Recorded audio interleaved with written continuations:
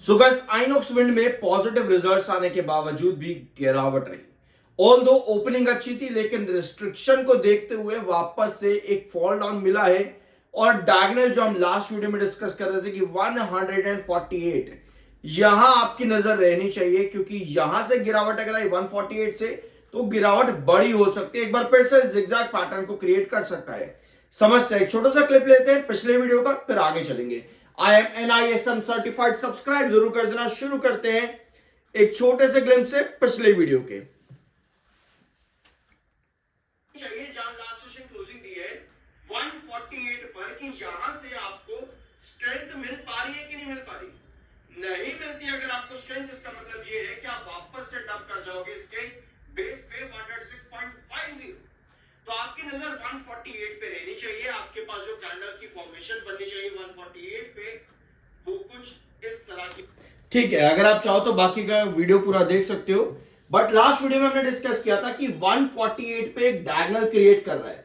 यहां पर आपकी नजर रहनी चाहिए, क्योंकि इस लेवल के नीचे अगर गिरा तो आप वापस गिर जाओगे 136.50, जो कि लगभग 3 से 4 बार एक इंपॉर्टेंट बेस रहा है। अब इस चार्ट को आगे देखेंगे कि आज की कंडीशन क्या हुई है और आगे क्या पॉसिबिलिटी है, उसको यहां पर समझेंगे। कंपनी ने अच्छे रिजल्ट दिए, 56% का रेवेन्यू ग्रोथ था ईयर ऑन ईयर बेसिस पर। कंपनी ने डीमर्जर की बात करी है, लेकिन उसके पहले मार्केट एक्सपर्ट्स देख लेते हैं। तो ब्रोकरेज सिस्टमैटिक्स इनकी तरफ से बाइंग की रेटिंग है आइनॉक्स विंड में, और टारगेट है 181 का। रीजन इन्होंने स्पेसिफाई किया है कंपनी का विंड एनर्जी सॉल्यूशन प्रोजेक्ट और पीपीज यूटिलाइजेशन, जो कंपनी का टोटल अपडेट चल रहा है कंपनी के प्रोजेक्ट्स पे, जिसमें $12 बिलियन का आइनॉक्स जीएफएल ग्रुप है, which has a legacy over 9 decades and is primarily focused on two business verticals, chemicals and renewable energy.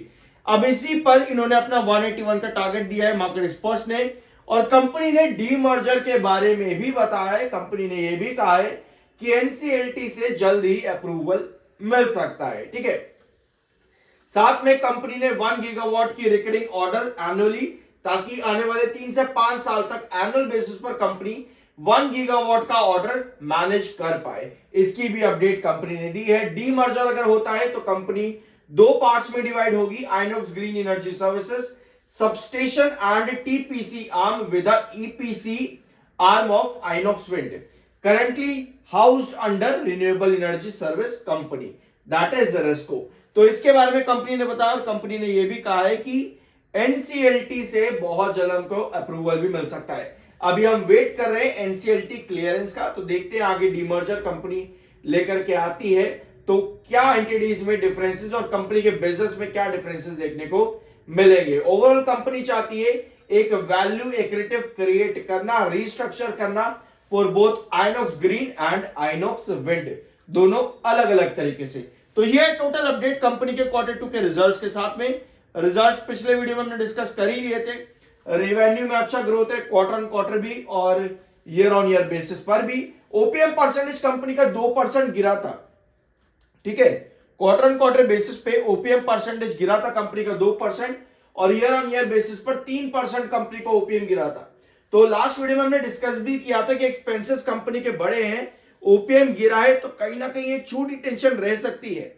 ठीक है, ये चीज हमने डिस्कस भी की थी। ऑल्दो प्रॉफिट्स कंपनी के बड़े हैं both quarter on quarter and year on year basis पे, और tax percentage year on year basis लगभग 25% इंक्रीज हुआ है। तो नेगेटिव कंपनी के रिजल्ट्स में बस छोटे छोटे थे OPM and tax percentage. Apart from that पूरा रिजल्ट कंपनी का बहुत बढ़िया था। 41.5 का आपका आरएसआई, 31.7 का आपका एमएफआई, टेक्निकल्स न्यूट्रल है। और आज एक अच्छी ओपनिंग थी आइनॉक्स विंड में, ओपनिंग अच्छी थी। आप अगर यहां पर देख पा रहे हो स्क्रीन पे तो आपको ये कैंडल नजर आ रही होगी। ओपनिंग एग्जैक्ट इसके रिस्ट्रिक्शन पर हुई, 152 का आपका रिस्ट्रिक्शन है, इसी के पास आपकी ओपनिंग आती है, फिर सेल ऑफ की तरफ चले जाता है। आपने लास्ट वीडियो में भी क्लिप में भी आपने देखा होगा एक डायगोनल, ये डायगोनल थी आपकी 148 पे। ठीक है, हमने डिस्कस किया लास्ट वीडियो के अंदर कि 148 पर आपकी नजर रहनी चाहिए, क्योंकि यहां से अगर गिरावट आती है तो आपकी ये गिरावट फिर से 136.50 की तरफ पहुंच जाएगी, जहां पर एक बार, दो बार, तीन बार आपने रिवर्सल लिए हैं। अब कंडीशन क्या है, अगर हम 1 आवर टाइम फ्रेम पर देखेंगे तो हमें नजर आता है कि लास्ट के 1 आवर के अंदर आपके पास बायर एक्टिव हुए, और जब भी आपके पास ना इतनी बड़ी लंबी कैंडल बने, एक बार इसको जूम इन करते हैं ताकि आपको नजर आए, सब्सक्राइब कर देना उतनी देर में, अच्छा लगता है, पैसे नहीं लगेंगे उस चीज के, ठीक है। तो ये है कंपनी के आज के दिन की कैंडल।